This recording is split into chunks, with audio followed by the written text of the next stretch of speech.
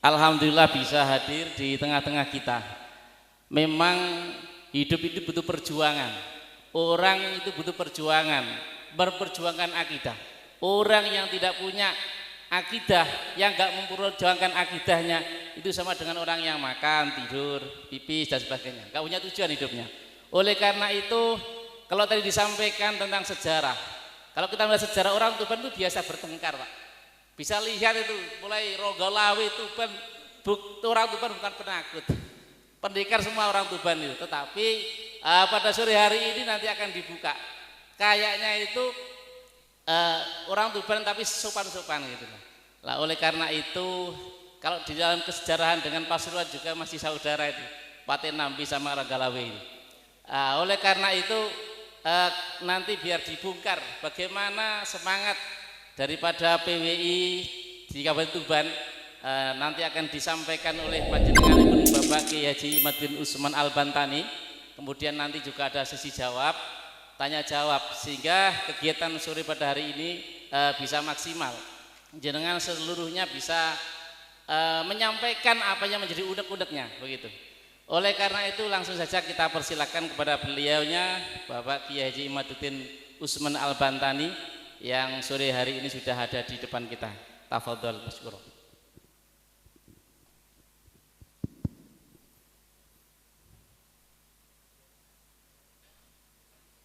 Assalamualaikum warahmatullahi wabarakatuh. Alhamdulillah salatan wassalaman ala rasulillah amma ba'du. Faya ashabal fadail hadaratil mukarramin, sahibil bait Kiai Haji Ansori MPT wa akhuhu Yai Mas'ud, Ketua PWI Jawa Timur Gus Jami', Kesepuhan PWI Jawa Timur Gus Abdul Hamid Mujib, bakal calon wali kota Pasuruan insyaallah jadi. Kiai Syarifuddin, Ketua Lembaga Dakwah PWI Pusat, Gus Suheri, wong bodoh sing pinter Laskar Jawa Timur, Kiai Syakir dari Bekasi, ini tetangganya Tengku Kori ini. Gayanya kayak Tengku Kori. Para kesepuhan, Ketua PWI Kabupaten Tuban, Ketua Laskar atau Panglima Laskar Kabupaten Tuban, para yai, para alim, para ulama. Hari ini sangat berbahagia saya dapat hadir di pondok pesantren Tarbiyatut Tullab panjenenganipun Kiai Ansori dalam rangka menyaksikan pelantikan PWI Kabupaten Tuban, perjuangan Wali Songo Laskar Sabilillah. Jangan kita berjuang ingin semua orang ikut berjuang bersama kita. Dari zaman dulu, sejak masa perjuangan, pejuang itu minal aqallin, pejuang itu minoritas, karena pejuang itu memperjuangkan hak-hak mayoritas. Tidak semua orang diberikan rasa syaja'ah fil qalbi. Ada orang yang dititipi oleh Allah di dalam hatinya syaja'ah. Dialah yang akan menjadi agen of change of the world. Agen perubahan dunia itu hanya dilakukan oleh orang-orang fi qalbihi syaja'ah. Perubahan apapun di dunia ini, peradaban dibangun oleh man fi qalbihi syaja'ah, para kesatria. Daraballahu matalar rajulaini ahaduhuma abkam la yaqdiru ala syai'in wa huwa kallun ala maulah aynama yuwajjihu lam ya'ti bi khairin hal yastawi huwa wa man ya'muru bil adli wa huwa ala siratim mustaqim. Manusia itu ada dua. Allah membikin perumpamaan jenis manusia itu seperti dua orang laki-laki. Pertama laki-laki yang bisu, seorang hamba sahaya yang ia tergantung kepada tuannya. Aynama yuwajjihu ay yatawajjah fala ya'ti bi khairin. Di mana saja tuannya itu menyuruh, dia akan bekerja, tetapi lam ya'ti bi khairin. La ya'ti bi khair, dia tidak akan bisa melakukan apapun yang terbaik. Hal yastawi huwa wa may ya'muru bil adli wa huwa ala siratim mustaqim. Apakah orang yang semacam itu sama dengan orang yang dia memerintahkan keadilan dan dia berdiri di atas jalan yang lurus? Dari zaman dulu manusia itu terbagi dua. Ada yang dia mau bekerja li syaja'atihi fi qalbihi li irfanihi wal yaqinih, karena keberaniannya, karena ma'rifatnya, karena keyakinannya. Ada yang dia bergerak ketika maulanya, majikannya menyuruh. Aina ma yuwajjihu la ya'ti bi khair. Di mana saja tuannya menyuruh, dia akan bekerja. Tidak didasari oleh apa keyakinan yang ada di dalam jiwanya. Dan PWI itu termasuk orang-orang ya'muru bil adli wa huwa ala siratim mustaqim. Dia adalah orang-orang yang memerintahkan kepada keadilan dan dia berdiri di atas jalan yang lurus. Bagaimana tidak lurus? Wal takun ummatun yad'una ilal khairi wa ya'muruna bil ma'rufi wa yanhauna 'anil munkari wa ulaika humul muflihun. Ini PWI. Ciri pertama PWI adalah yad'una ilal khair, menyeru manusia kepada kebaikan. Ini yang harus dijaga. Wa ya'muruna bil ma'ruf, dan memerintahkan kepada kebajikan, kepada kema'rufan, kearifan lokal. Wa yanhauna 'anil munkar, dan mencegah dari kemungkaran. Wa minal munkarati may yantasibu ila ghairi abihi bi ghairi haqqin. Dan daripada kemungkaran adalah yang ada di depan mata kita hari ini, orang yang bernisbat kepada leluhurnya yang bukan leluhurnya, fadlan anintisabihim ila Rasulillahi Muhammadin sallallahu alaihi wasallam bizuri wal kadzib. Apalagi orang-orang yang hari ini kita lihat berintisab kepada Rasulullah dengan dusta dan penipuan.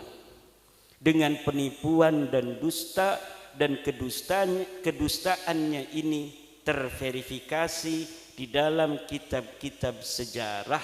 Kedustaannya ini terverifikasi di dalam kitab-kitab nasab. Namun mereka tidak mau. Mereka tidak mau menerima kenyataan bahwa mereka bukan cucu Nabi.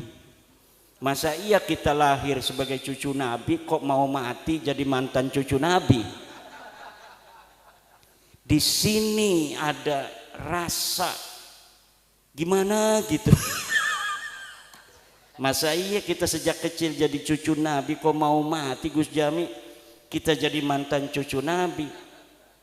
Ada seorang Habib dalam status Facebooknya yang di screenshot oleh teman dikirimkan kepada saya. Orangnya sekarang baru meninggal sebulan yang lalu. Dia ahli nasab daripada Rabita Alawiyah. Dia mengatakan bagaimanapun caranya kita akan lawan dan pertahankan nasab kita. Setelah nulis begitu dia mati. Siapa? Saya nggak ngomong nama ya. Langsung mati. Jangan macam-macam dengan Wali Songo. Jangan macam-macam. Kenapa? Karena apabila sesuatu kasyful astar telah terjadi, maka tidak ada satu kekuatan pun yang mampu untuk mencegahnya. Kalau orang berani untuk berdiri tegak ketika ada bulldozer, maka dia akan terlindas oleh bulldozer. Siapapun dia, kalau Allah sudah berkehendak. Dan ini nampaknya Allah betul-betul sudah berkehendak. Apapun fitnahnya, apapun framingnya, setinggi apa dia pangkatnya hari ini, yang mau membela nasab yang telah menyakiti Rasulullah Muhammad sallallahu alaihi wasallam itu beratus-ratus tahun, dia akan ikut terbantai oleh kedahsyatan kehendak Allah Subhanahu wa taala. Ini yang saya rasakan, yang saya pandangi, yang saya sendiri itu tidak menyangka akan seperti ini. Dan setiap langkah itu diberikan kemudahan oleh Allah, karena bukan Imaduddin yang mau, bukan Gus Jami yang mau, bukan Gus Abbas yang mau, bukan Gus Sukheri wong bodoh yang mau. Wong pinter pun tidak bisa, apalagi cuma wong bodoh. Tapi ini nampaknya memang betul-betul kehendak Allah Subhanahu wa ta'ala. Tidak ada jalan lain, terima saja, ente bukan cucu Nabi.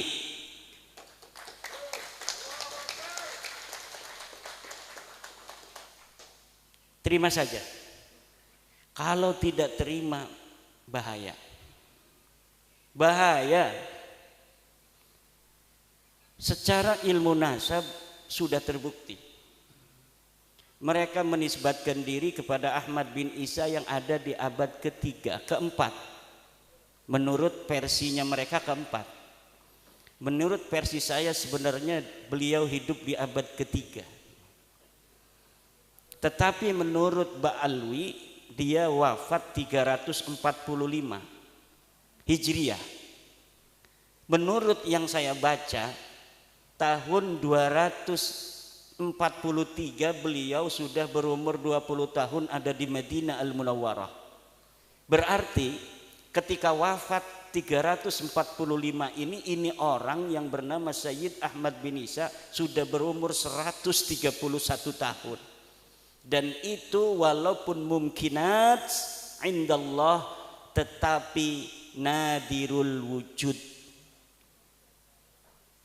Itu masuknya kepada syad mukhaliful qiyas wal isti'mal itu. Orang berumur 130 tahun kemudian dia berhijrah 317 Hijriah pada umur 100 tahunan.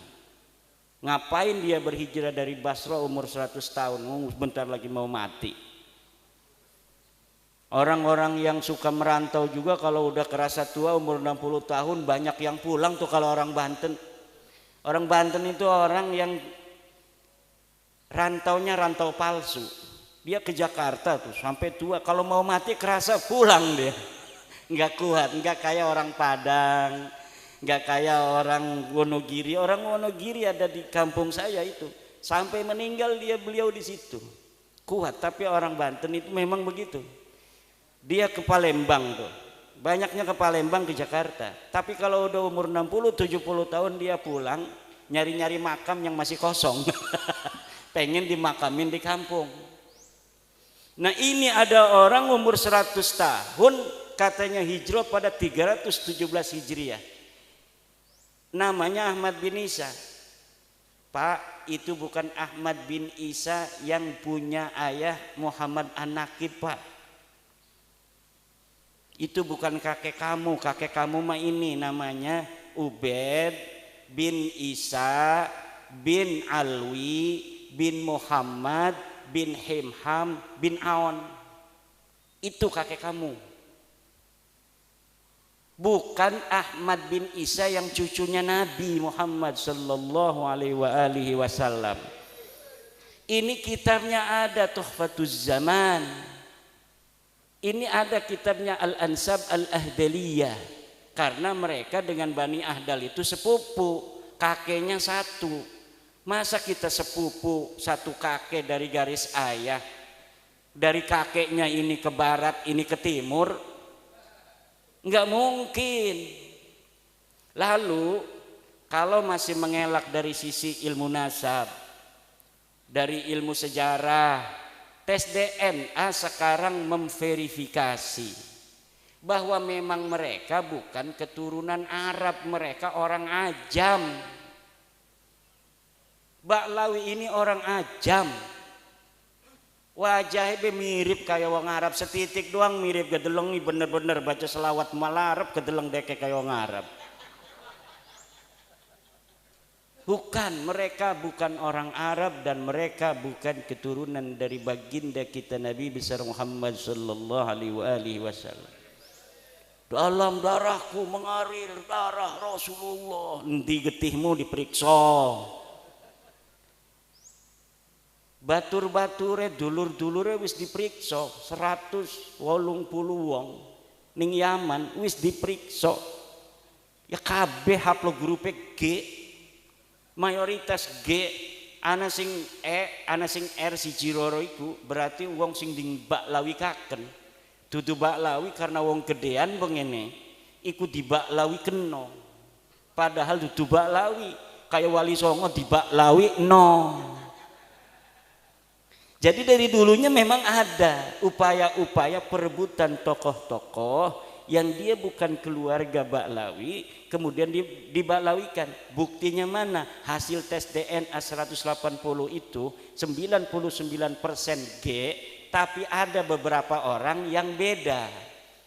Nggak mungkin orang yang satu kakek katanya dari sama-sama kakeknya Ubed, garis lurus laki-laki, tiba-tiba anak cucunya bedo-bedo, ora bakal. Saya tanya kepada Dr. Sugeng Sugiarto dari Badan Riset dan Inovasi Nasional, bagaimana ini kemungkinan mereka cucu Nabi? Kata Dr. Sugeng, mustahil.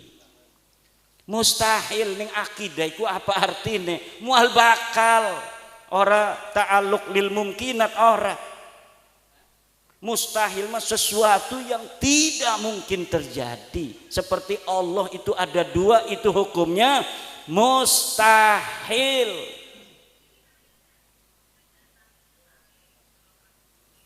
Jadi seperti hukumnya Tuhan itu ada dua, begitulah hukumnya Baklawi ini keturunan baginda Nabi besar Muhammad sallallahu alaihi wasallam. Jadi siapa bae wong sing masih ngebela iki kita wedi bukan manjingen ning wong sing man yu'dzi Rasulullah sallallahu alaihi wasallam. Walladzina yu'dzuna Rasulullah lahum adzabun alim. Al-Qur'an sing ngomong. Walladzina yu'dzuna Rasulullah lahum adzabun alim. Dan orang-orang yang menyakiti Rasulullah, mereka akan mendapatkan siksa yang memedihkan. Alimun bimakna mulimun. Siksa yang memedihkan. Bagaimana kalau mereka Rumel Abbas, Romli Al-Idrus atau Idrus Romli, pembela-pembela Baklawi itu nanti ketemu Rasulullah Muhammad sallallahu alaihi wasallam. Betapa malunya mereka nanti ketemu Rasulullah Muhammad sallallahu alaihi wasallam dalam keadaan mereka membela orang-orang yang mencangkok nasab Rasulullah Muhammad sallallahu alaihi wasallam, mengaku keturunannya namun mereka bukan keturunannya. Okelah dulu-dulu mereka tidak tahu hukumnya itu laisa alaikum harajun fima akhta'tum bih wa laisa alaikum junahun fima akhta'tum bih. Kalian tidak berdosa terhadap kesalahan menyebut daripada keturunan itu di masa-masa yang lalu karena kamu tidak tahu. Walakin ma ta'ammadat qulubukum, tetapi yang berdosa itu sudah tahu tapi sengaja tidak mau menerima. Kita sudah kasih tahu kan, sayang sini sayang, beb sini beb, cucu Nabi, ya saya cucu Nabi, saya bin Ubed bin Ahmad bin Isa. Sayang, ini Ubed bukan anaknya Ahmad. Kakek saya ngomong begitu. Hei Yahudi pesek. Hei jangan Yahudi pesek, Yahudi pesek. Sabar, jangan marah-marah. Sabar. Ini kitabnya nih, Tahdhibul Ansab. Gak ada bapak kamu itu Ubed namanya anak Ahmad bin Isa. Ini kitab abad kelima ini namanya Tahdhibul Ansab karya Al-Ubaidili. Ini kitab Al-Majdi karya Al-Umari. Ini sebut, cari bapak kamu itu ada enggak? Ini tidak ada itu berarti bukan berarti tidak ada, tidak ditemukan berarti tidak ada. Kalau di kitab ini tidak ada, di kitab lain bisa jadi ada. Mana kitab lainnya? Tidak ada. Kalau kitab lainnya tidak ada, lalu gimana? Kita cari lagi kemana-mana nggak bakal ada. Karena memang tidak ada. Bagaimana sesuatu yang tidak ada diada-adakan? Namanya itu nasab jadi-jadian. Betul apa enggak Yai Syarif? Yai Ansori punya anak berapa? 3. Anaknya cuma 3. Namanya siapa-siapa? Maulana Ansori. Ni'amul Maula Ansori. 3. Nur Aini Ansori. Nah, Nur Aini ini catat. Namanya anaknya 3 tuh, Nur Aini, Maulana Ansori, dan satunya Ni'amul Maula Ansori. Kan udah 3 tuh, catat tuh kan, 3 misalnya. Lalu 100 tahun lagi, karena ini orang besar, cucu daripada Joko Tingkir, lalu ada yang ngomong anaknya 4 tambah Samlawi. Sedang beliau ini bikin apa namanya catatan pribadi. Ada kitab Tangkihul Qaul dicatat anak saya 3. Ini kan bukti sejaman. Ada lagi buku harian catat anak saya 3. Anak pertama lahir tahun sekian, anak kedua tahun sekian, anak ketiga tahun sekian. Ya anaknya cuma itu aja. Maulana Ansori, Nur Aini sama satunya itu. Nggak ada Samlawi. Kata yang ngaku-ngaku keturunan dari Ki Ansori itu ada, tapi tidak dicatat. Dalilnya dalam kaidah ada adamul wujdan la yadullu ala adamil wujud. Apa katanya? Adamul wujdan la yadullu ala adamil wujud. Tidak ditemukan bukan berarti tidak ada. Betul, ada kaidah itu. Tidak ditemukan bukan berarti tidak ada. Ada orang bawa motor ke rumah, bawa kunci, cerek, kuncinya diambil, dicantolin di paku. Dia lupa paku yang mana, apa di kamar ini. Oh nyari-nyari dia, istrinya mau cepet anterin saya ke pasar, nggak ada kuncinya. Kata istrinya, adamul wujdan la yadullu ala adamil wujud.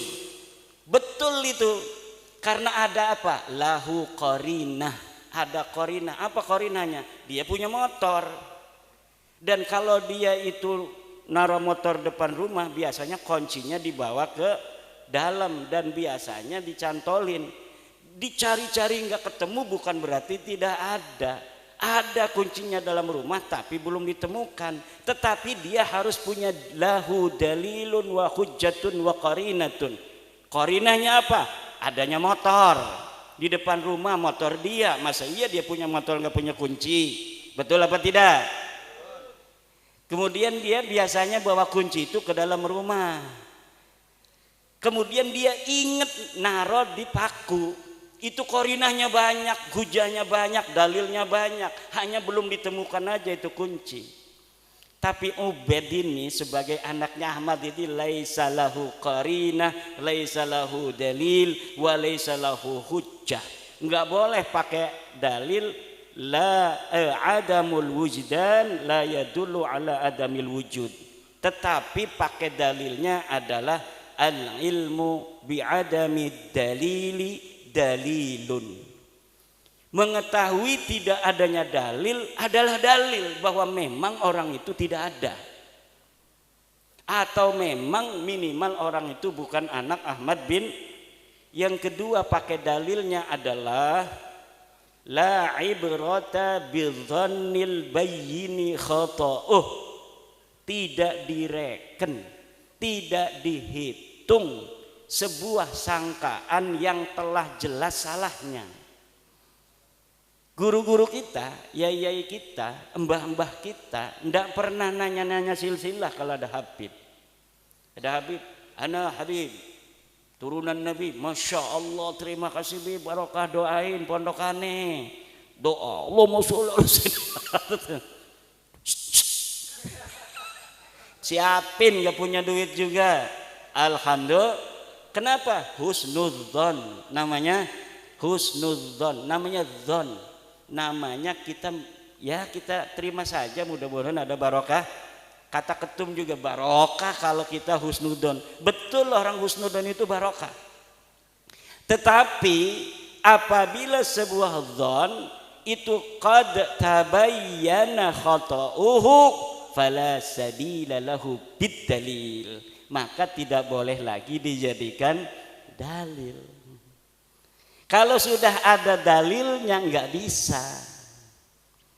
Yai Syakir misalnya orang Bekasi, tiba-tiba ada tetangganya yang meninggal ibunya, bayinya lahir di rumah sakit, dibawa ke Tuban. Untuk menjaga kehormatan kemuliaan anak ini, kasihan nggak punya ibu, nggak punya ayah. Dikatakan anak siapa ini Yai Syakir? Anak saya. Husnudon semua, bisa jadi anaknya Yai Syakir bener. Maka ditanya sama orang-orang desa, itu anak siapa? Anak Yai Syakir dari Bekasi. Namanya Zon. Tapi setelah 20 tahun mau dinikahkan, Yai Syakir ini juga ngegeruyeng aja dalam pikirannya, ini saya mau nikahkan atas nama saya atau bagaimana? Kalau atas nama saya nggak sah karena saya bukan walinya. Kalau misal saya sebutkan, maka nanti dia takut sedih. Tiba-tiba lah bismillah aja, mudah-mudahan Allah mengampuni saya katanya. Mau dinikahkan aja sama Yai Syakir. Tiba-tiba datang Yai Ansori, namanya Yai Ansori, rambut gondrong. Nanti dulu. Nanti dulu, jangan dinikahkan.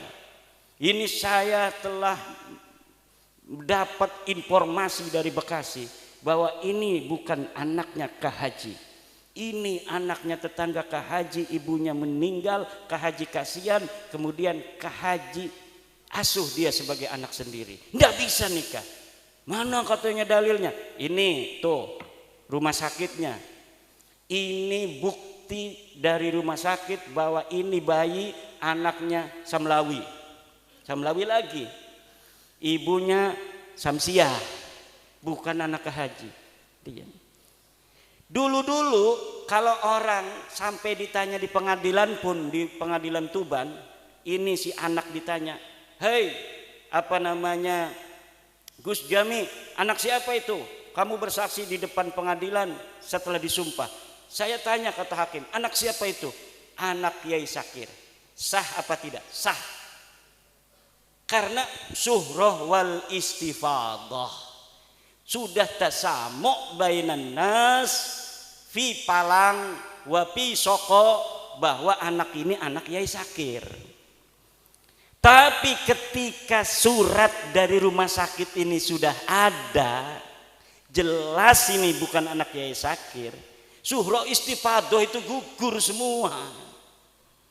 Jadi suhro dan istifadoh itu, kata Ibnu Hajar al-Asqalani di dalam kitabnya Al-Jawabul Jalil, innan nasaba mimma yasbutu bisyuhrati wal istifadah illa ayyasbuta ma yukhalifuh.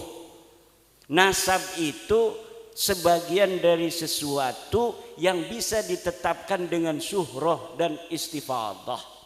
Suhro istifadah itu kesaksian tanpa melihat, cukup mendengar dari orang-orang saja. Orang mengatakan itu anak Yai Sakir, kita percaya saja itu anak Yai Sakir.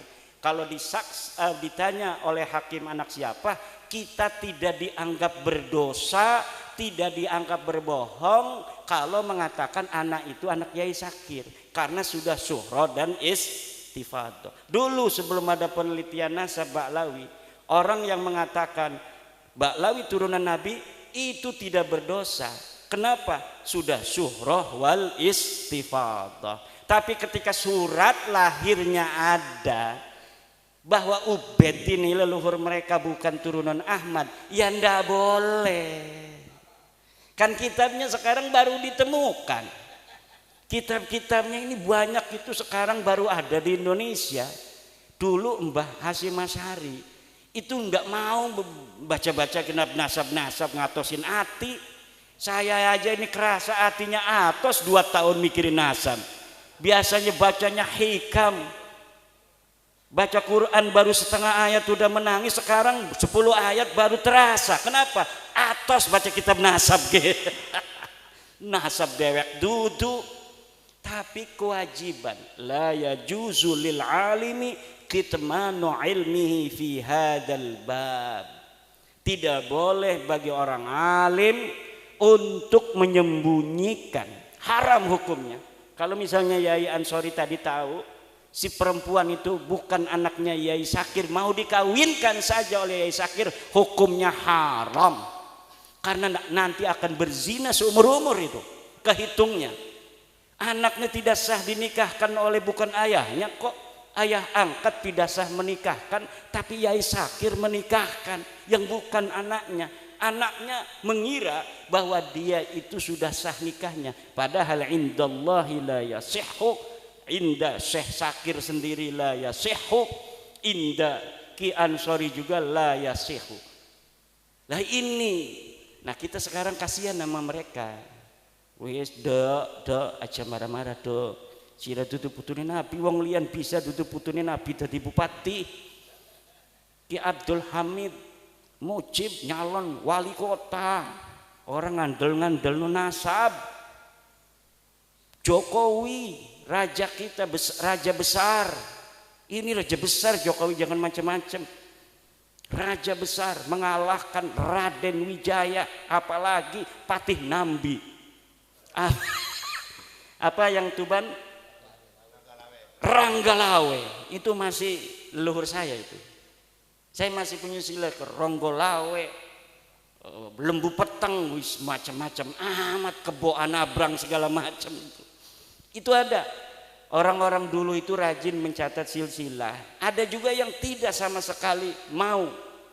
Kebetulan ada orang yang rajin nyatet dari ponak-ponakan sepupu-sepupu. Ya akhirnya kita tahu bahwa ada gerobokan di Joko Tarub segala.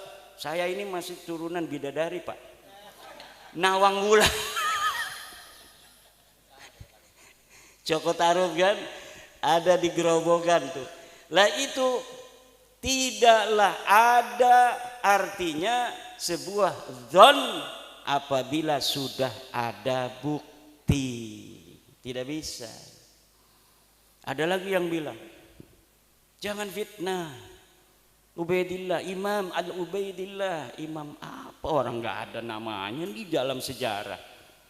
Mujtahid mutlak itu kan sebangsanya Imam Syafi'i.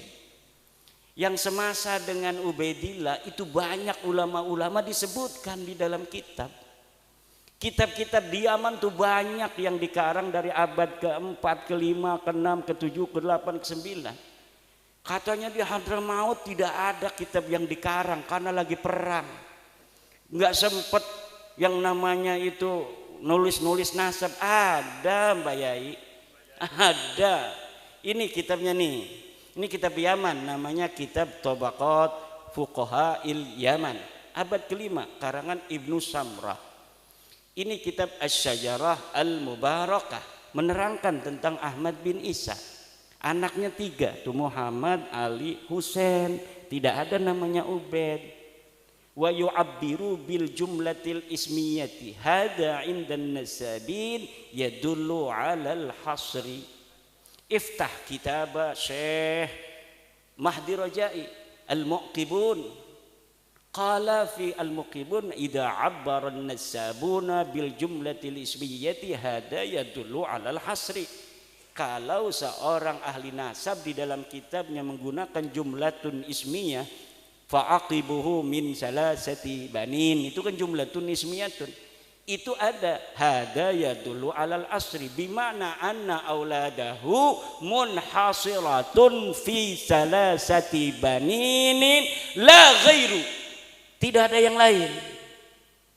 Tidak bisa dalam nahu jumlah ismiyah itu tidak bermakna hasr, ya itu dalam nahu, tetapi likulli fannin mustalahatun, likulli fannin mustalahatun, setiap fan ada mustalahnya, setiap fan ada istilahnya. Katanya tidak konsisten ini di dalam kitab As-Sajarah Mubarakah, di dalam kitab sebelumnya anaknya 4, tapi dalam Sujarah Mubarakah ini menggunakan 3. Kitab abad keberapa itu yang anaknya 4? Itu menggunakan jumlah ismiyah anaknya 4, katanya kitab abad ke-5. Tapi kenapa di kitab abad ke-6 anaknya 3? Saya bisa jawab itu.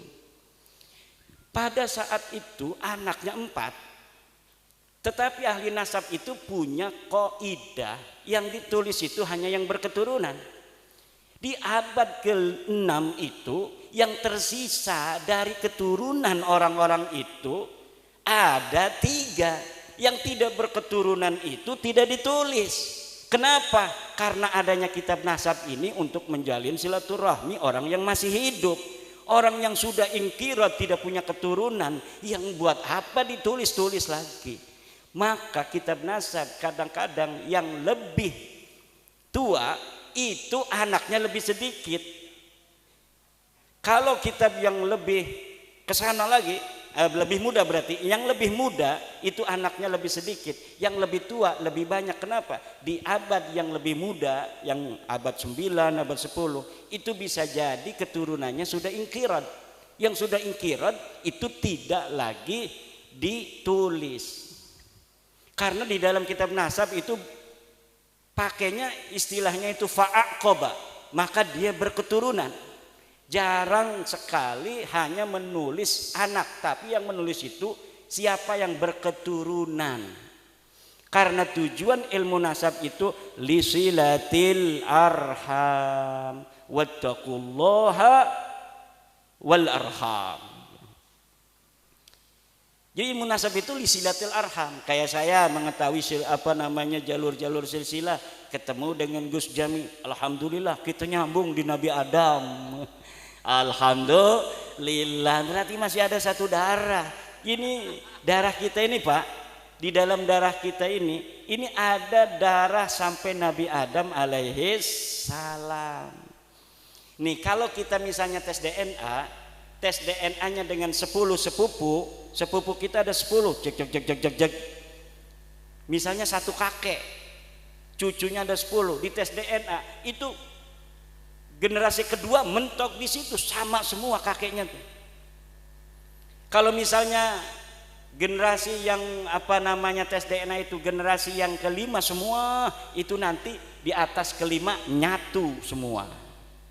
Nah ini Baklawi yang sudah tes DNA ini kan udah tes DNA nih 187 dan kita punya 7, yang satu dari relawan Baklawi yang mendukung kita. Ada Baklawi yang mendukung kita rahasia, bahaya itu orang, bisa dimarahin itu. Nah itu yang satu relawan itu akunnya pun kita yang pegang, jadi kita bisa teliti dia sedalam-dalamnya. Kalau yang kita akunnya nggak tahu, hanya melihat ke pengumuman yang ada di dalam internet Family Tree DNA, ya hanya luar-luarnya saja mengetahui, oh dia bukan orang Arab, oh dia bukan turunan Nabi. Tapi kalau kita buka akunnya, kita bisa ketahui sepupu dekatnya siapa saja, sepupu jauhnya siapa saja. Dan kita itu punya relawan dari Baklawi sendiri. Dan ini rahasia dari Indonesia apa dari Yaman, pokoknya di dunia ini ada Balawi yang mendukung PWILS dan dia mau jadi relawan, dan kita sudah teliti, yakin, hakul yakin bahwa mereka, dia dan keluarganya bukan keturunan baginda Nabi besar Muhammad sallallahu alaihi wasallam. Kita bukan untuk merendahkan orang, kita hanya mau beritahu ente salah. Ini sebenarnya nih ente bukan orang Arab, ya maaf ya. Ente bukan turunan Nabi, ya maaf ya. Tapi ente tetap saudara kita. Ente tetap saudara kita. Hayu kita sama-sama di Indonesia hidup seuyunan, bareng-bareng, jangan ledek lagi aneh ya. Begitu aja beres. Kita hidup lagi seperti biasa. Tidak ada orang yang merasa lebih tinggi lagi secara nasab nanti seperti dulu-dulu lagi. Wah ente Yahudi pesek, ente ajam.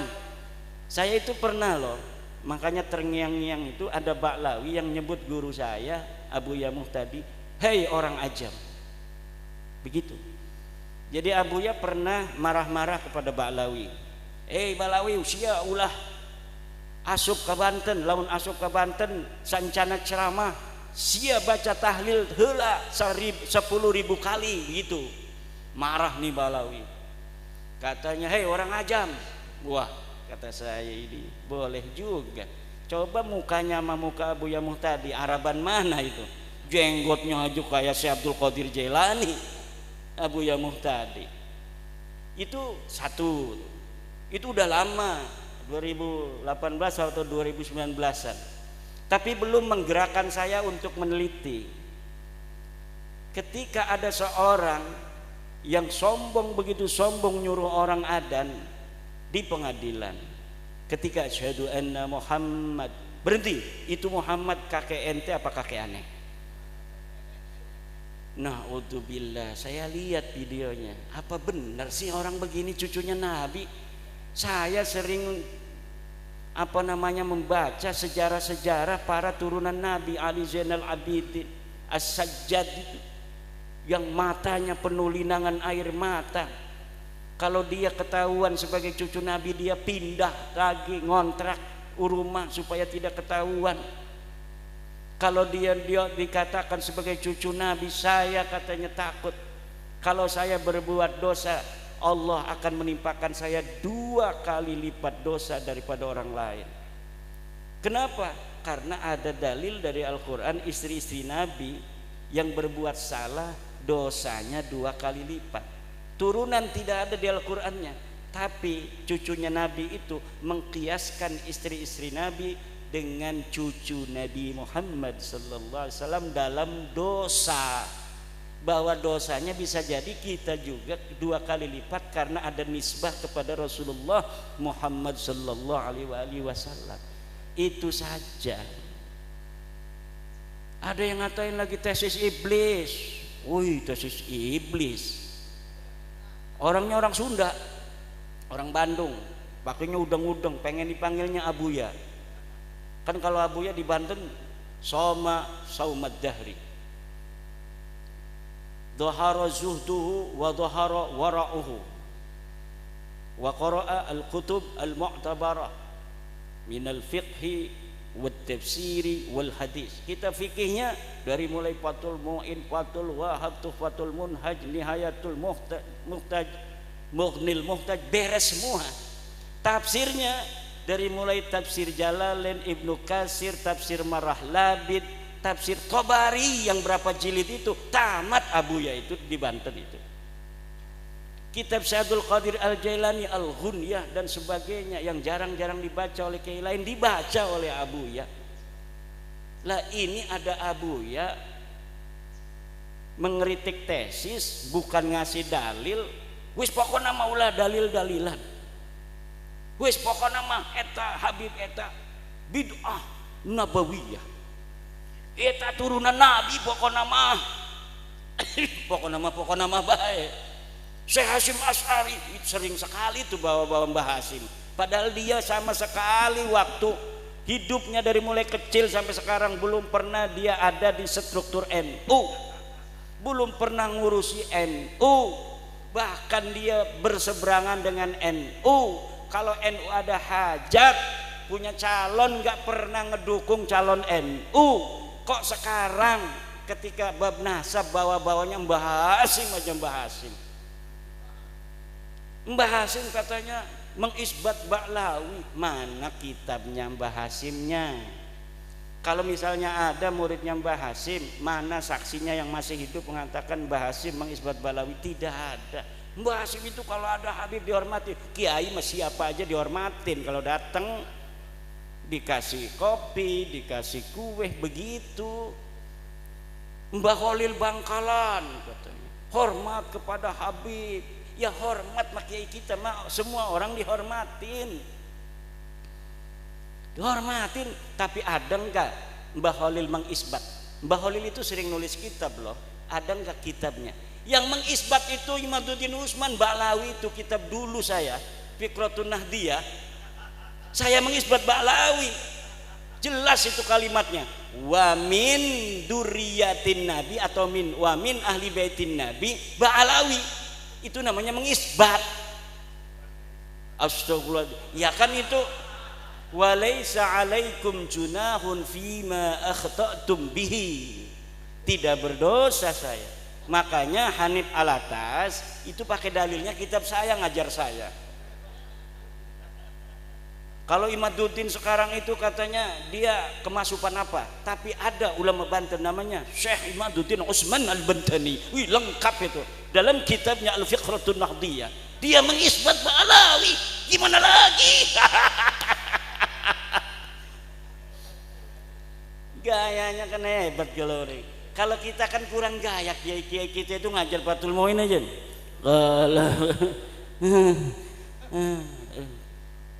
Ningenti do mereka aja. Tidak meyakinkan, padahal mah yudhiru tawadhu. Yudhiru atau kiai kita itu tidak meyakinkan kalau dibandingkan dengan ada orang-orang begitu. Kalau dulu nggak ada orang begitu ya karena semua begitu beres. Tapi karena sekarang ada saingannya tidak fair, framing segala macam di macam-macam lah gayanya. Akhirnya kiai kita yang betul-betul alim, tafahum fiddin, tafaqquh fiddin, itu kelihatan tidak alim. Sementara orang yang pidatonya hebat, saudara-saudara, wallah DNA itu haram DNA haram katanya, meyakinkan, betul tidak? Meyakinkan. Kalau kiai kita itu kumaha etanya, aduh aing mah teu sanggup cenah eta ieu kiai tahajudna sawengi cenah 200 rakaat, waduh jauh aing mah. Itu kiai saya mah kalau ngaji begitu. Kalau ada cerita kiai-kiai yang katanya tahajudnya 200, dia ngomong, iya mah lain bangsa urang. Naon lain bangsa urang, ini mah bukan kelas saya. Selalu ngomong begitu.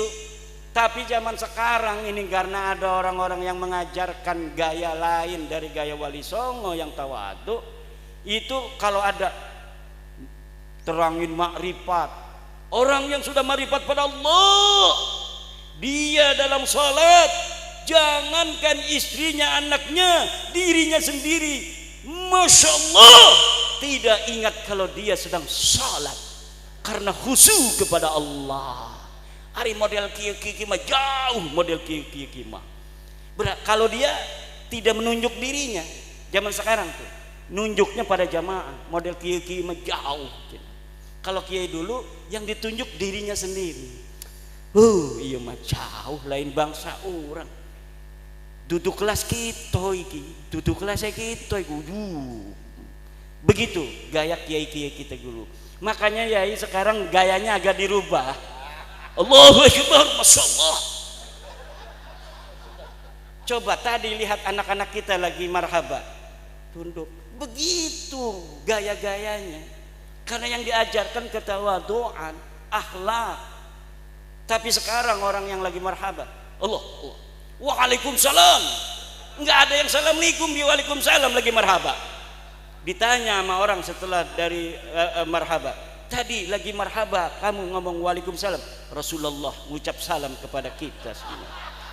Dan Rasulullah menyampaikan salam untuk semua jamaah yang hadir di sini. Masya Allah, dapat barokah orang-orang Soko pada hari ini karena kedatangan daripada Ane Imaduddin Usman. Masya Allah, Rasulullah sampai titik salam kepada kita semua. Gayanya begitu ya. Na'udzubillah, kita tidak diajarkan seperti kita ala manhajil awliya ittis'ah. Kita manhaj wali songo yang arif dan bijaksana, berdakwah dengan ramah tidak marah, berdakwah dengan manis tidak bengis, berdakwah dengan beradab tidak biadab. Wallahu huwal muwaffiqu ila aqwami thariqin. Wassalamualaikum warahmatullahi wabarakatuh. Mungkin ada 2 atau 3 pertanyaan boleh. Terima kasih tadi yang telah disampaikan oleh panjenenganipun Kiai Haji Imaduddin Usman Al-Bantani. Mungkin dari yang hadir di sini kami persilakan untuk menanyakan terkait dengan hal-hal yang perlu ditanyakan. Karena waktu kita batasi 3 aja, 3 penanya. Mungkin ya yang tinggi itu tangannya, satu lagi.